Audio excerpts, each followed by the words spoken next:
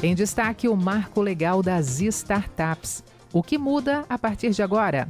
Sancionado no dia 1º de junho, o Marco Legal das Startups traz uma série de definições com o objetivo de criar um ambiente regulatório favorável para o crescimento dos negócios. As novas regras influenciam em questões como o recebimento de investimentos e a participação em licitações, e era muito aguardado aí pelo setor de inovação. E para explicar melhor esse assunto, está em linha conosco o advogado empresarial Flávio Pinheiro Neto. Doutor Flávio, muito bom dia. Bom dia, Denise. Bom dia a todos. Tudo bom? Tudo bem, doutor. O que é o Marco Legal das Startups?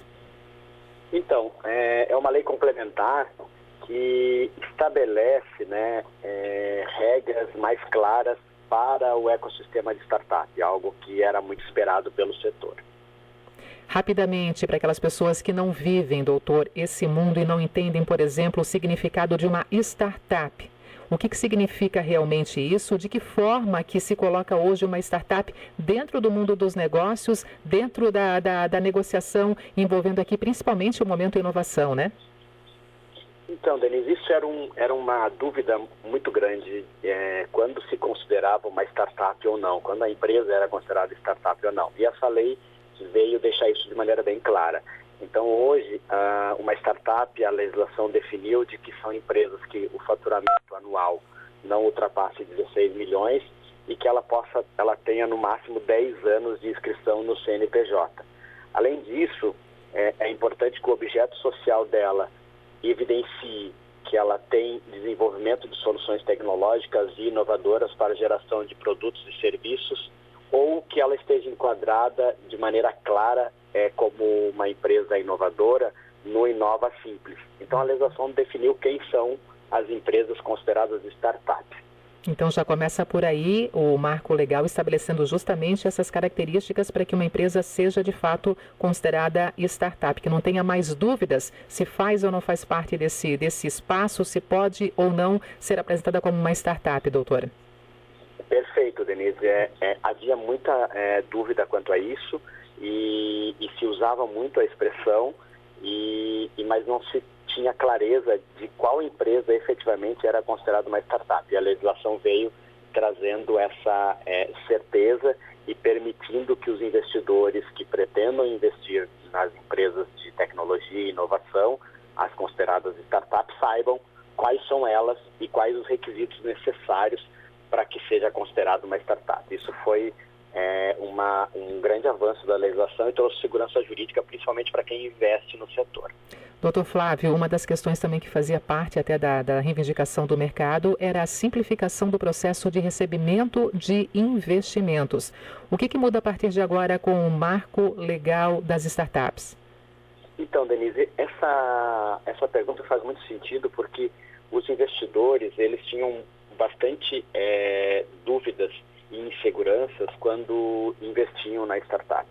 Primeiro, porque sempre são empresas novas e com expectativas, mas ainda validando o modelo de negócio. E segundo, porque se essas empresas não se confirmassem como sendo um grande projeto, havia o risco da justiça ou de credores dessas empresas entenderem que esses investidores também seriam responsáveis por essas dívidas. E isso trazia insegurança e afastava investimento no setor. A legislação deixou clara quais são os modelos de investimento, então os contratos muito tradicionais que eram utilizados de opções de compra, contratos de debêntures conversíveis, contrato de mútuo conversível, eles ficaram claros como sendo os modelos ideais para investidor, para fazer investimentos em startups, e que esse tipo de modelo de investimento esse investidor não será responsabilizado em caso de dívidas dessas empresas que foram investidas. O investidor ficará fora da responsabilização de pagar eventuais credores dessas empresas. Então isso trouxe bastante segurança para o setor e foi também um grande avanço da legislação. Outro fator importante também é a facilidade para a participação justamente das startups em licitações públicas. O que foi definido, o que muda a partir de agora, doutora? Isso também foi muito festejado pelo ecossistema, em virtude de que as licitações elas são muito burocráticas, exigindo demais das empresas a parte de documentação, de CNDs, de histórico de prestação de serviços, os atestados de capacidade técnica. E quando você fala de uma empresa que é inicial ou uma startup, que são empresas que estão com modelos inovadores, não há muito a validação do modelo de negócio, ainda se está aprendendo e se conhecendo aquele objetivo de transformar e inovar, e não permitia que essas empresas participassem de licitações, o que era um problema para o setor público. Então essa legislação veio facilitando a participação das startups, tornando o edital de licitação muito menos dificultoso de participar. Então o edital ele vai trazer qual é o problema que ele quer que seja solucionado, o que ele espera de ganhos, tanto no que diz respeito de agilidade, às vezes na prestação de serviço ou até mesmo de economia do setor público, e daí as empresas poderão participar com soluções que elas entendam cabíveis para aquele problema que a administração pública apresentou. Então, a parte de documentação, ela vai ser mitigada ou até mesmo não exigida dessas empresas, e o contrato será feito primeiro de 12 meses, e depois de 12 meses desse contrato, ele será feito uma extensão desse contrato por mais 24 meses, com valores sempre menores, como teto de gastos de investimento, e aí sim nós teremos uma perfectibilização daquela empresa como uma empresa efetivamente pronta, já que o modelo de negócio foi testado com a municipalidade, ou com o governo estadual, ou com o federal, ou com empresas públicas, e foi visto que aqueles resultados buscados pela administração pública foi conseguido com essas empresas inovadoras. Então a gente acredita que é um grande avanço no que diz respeito à participação das empresas do ecossistema de startup nas licitações públicas do Brasil. Vai ser um grande ganho para o Brasil, nos nossos entender. Isso até então, doutor Flávio, não existia essa participação das startups com o processo ali no caso aqui, de licitações públicas? Não existia até então? Não, então, por que não existia? Era muito difícil, porque no momento que a legislação obrigava a definir qual é o tipo de empresa, qual é o trabalho a ser executado, quando, na verdade, uma startup está trazendo, às vezes, uma inovação e é algo que eu não tenho como licitar. Então, agora, a gente criou um mecanismo diferente. O Estado vai trazer um problema que ele tem recorrente e pede para que as empresas apresentem soluções tecnológicas para que possa atender melhor ou solucionar aquele problema. E quais são as expectativas que o Estado tem para a solução daquele problema. Então, vamos dizer que nós tenhamos aí uma situação na área de saúde, de mapeamento de doentes de Covid. O que o Estado quer? Ter um melhor mapeamento no melhor tempo. Ele abre uma licitação buscando empresas que possam apresentar soluções tecnológicas para fazer esse mapeamento e como é que ele vai... Ele não trava que tipo de empresa que qual é o programa. Isso vão ser as empresas que vão apresentar a solução. Então, isso é um ganho muito grande, permite que os empresários participem trazendo soluções para o Estado e não validem antes no privado para depois serem licitados já pronto o modelo de negócio. Então, a gente acredita que isso é muito interessante e é um incentivo do público na iniciativa e no ecossistema de startup em geral. Muito bom. Em pauta, o marco legal das startups, as mudanças agora colocadas em evidência, já que foi sancionado no dia 1º de junho o marco legal das startups no nosso país, trazendo realmente uma série de mudanças e definições. Doutor Flávio, também foi definido um ambiente regulatório para facilitar o lançamento de novos produtos e serviços. O que é esse ambiente e quais facilidades ele vai trazer? Então, o ambiente regulatório, que é o sandbox regulatório, é algo que está acontecendo no mundo inteiro, e o Brasil estava atrás, né, do andar dos ecossistemas de startup no mundo. O Brasil estava travado pela legislação. O que é o ambiente regulatório experimental dito pela lei? São um conjunto de condições especiais simplificadas para que as empresas jurídicas participantes possam receber autorização temporária dos órgãos ou das entidades com competência de regulamentação setorial. Então, traduzindo para o simples isso, nós temos as fintechs, nós temos as empresas do setor de seguros, que são empresas de setores, os próprios investimentos em ações de valores imobiliários, são setores que são controlados e regulados pelo Estado. Então, nós temos a CVM com valores imobiliários, nós temos a SUSEP com relação a seguros, e nós temos o Banco Central com relação a bancos e cooperativas de crédito. O que isso vai fazer? Essas entidades, esses órgãos, eles vão criar ambientes com menos exigência das empresas, então com menos regulações, e vão acompanhar de perto essas empresas em programas de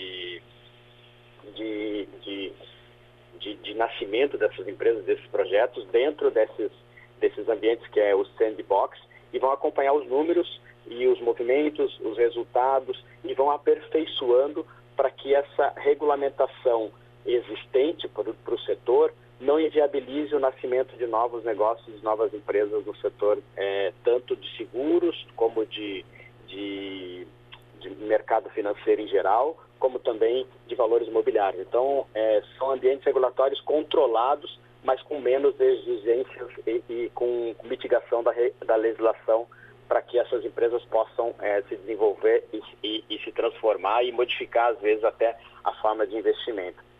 Doutor Flávio, as mudanças trazidas pelo marco legal das startups, elas condizem com o que o mercado esperava, com o nosso presente e o nosso futuro? Chega numa boa hora ou ela já vem com uma certa necessidade de ampliar a discussão?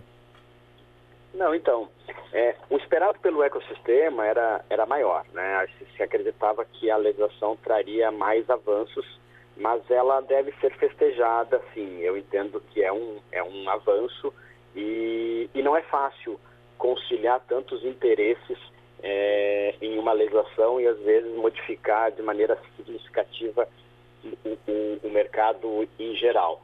Mas eu acredito que foi um ganho. O que a gente acredita que poderia ter sido mais enfrentado, e não foi, no que diz respeito principalmente à questão da tributação. A parte da tributação do investidor, isso ficou a desejar. Nós temos aí a questão da SA como sendo o modelo mais interessante em virtude dos investimentos e a legislação ser mais clara no que diz respeito à prestação de contas e regras de governança. Então, para o investidor, o modelo societário de SA é muito melhor do que uma empresa limitada, mas ainda há a vedação de ser uma empresa SA e estar no Simples Nacional.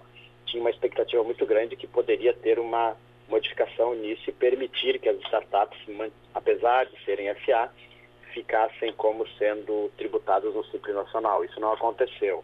Outra coisa também que é muito comum nas startups é a opção de compra, os famosos stock options, que é quando tu traz um profissional do mercado e permite que ele, se a empresa se desenvolver, compre ações da empresa em determinado tempo em valores menores. Isso também menores do que o mercado, né? Então tu fixa um valor mais baixo e ele pode comprar daqui 2, 3 anos pelo tempo que ele trabalhou na empresa. E isso também não foi tratado na legislação e se esperava tratar. Também havia uma solicitação da questão do tributo, quando houvesse ganho no investimento em uma startup e depois tivesse perda no investimento em outra startup, pudesse um compensar com o outro para não haver pagamento de tributo, ou reduzir o tributo daquele ganho.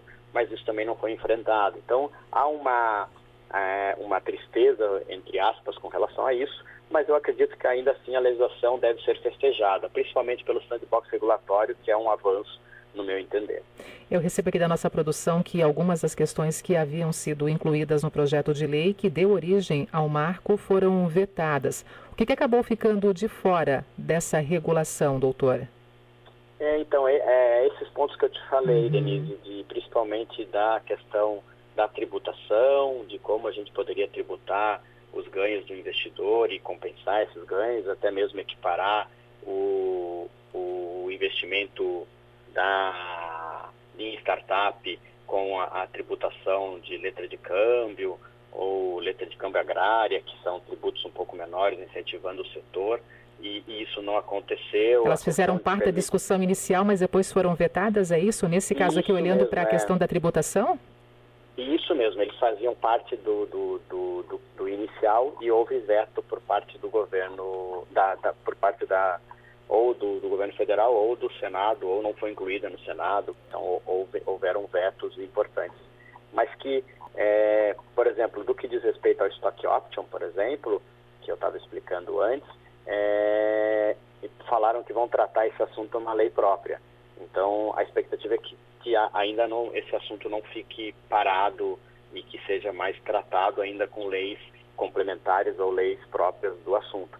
Mas é algo que precisa também acontecer para que cada vez mais o ecossistema de startup, de inovação, ele se transforme, porque a importância dele no mercado nacional e mundial é muito grande, né? Nós temos aí investimentos muito grandes acontecendo nesse mercado, apesar da insegurança. Então, a legislação sendo aprimorada, cada vez mais essas empresas receberão aportes e representarão efetivamente um crescimento para o Brasil como sociedade econômica efetivamente importante no mundo como é. Doutor Flávio, nosso ouvinte Simone pergunta a quem cabe, por exemplo, no município, a fiscalização para conferir se realmente aquela empresa que se apresenta como uma startup, ela realmente na prática uma empresa startup. A gente tem agora, claro, o marco legal das startups que trazem essas características, né, para que uma empresa seja considerada startup, mas a quem cabe a fiscalização realmente? Então, a fiscalização ela vai ser ou da Receita Federal ou até mesmo da municipalidade quando efetivamente abrir alguma licitação. Mas a lei deixou muito claro, né, quais são as empresas que podem ser consideradas startups. Então, ela tem que estar enquadrada no Inova Simples, no objeto social dela, como uma empresa da inovação ou de soluções tecnológicas ou inovadoras, e ao mesmo tempo ela não pode ter o faturamento superior a 16 milhões, e se ela tem menos de 10 anos, ela tem que ter menos de 10 anos. E se ela tem menos de um ano, o faturamento dela não pode, multiplicado por 12, superar 16 milhões. Então, nós temos isso muito claro.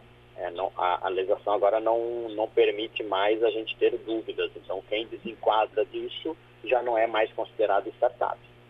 Esse assunto é muito importante, doutor, aqui na nossa região, justamente porque Blumenau e região tem muitas empresas, né, realmente, que se apresentam como startups, então é de interesse de muitos, né, empreendedores aqui agora entender exatamente essas mudanças colocadas em evidência pelo próprio marco legal das startups, né?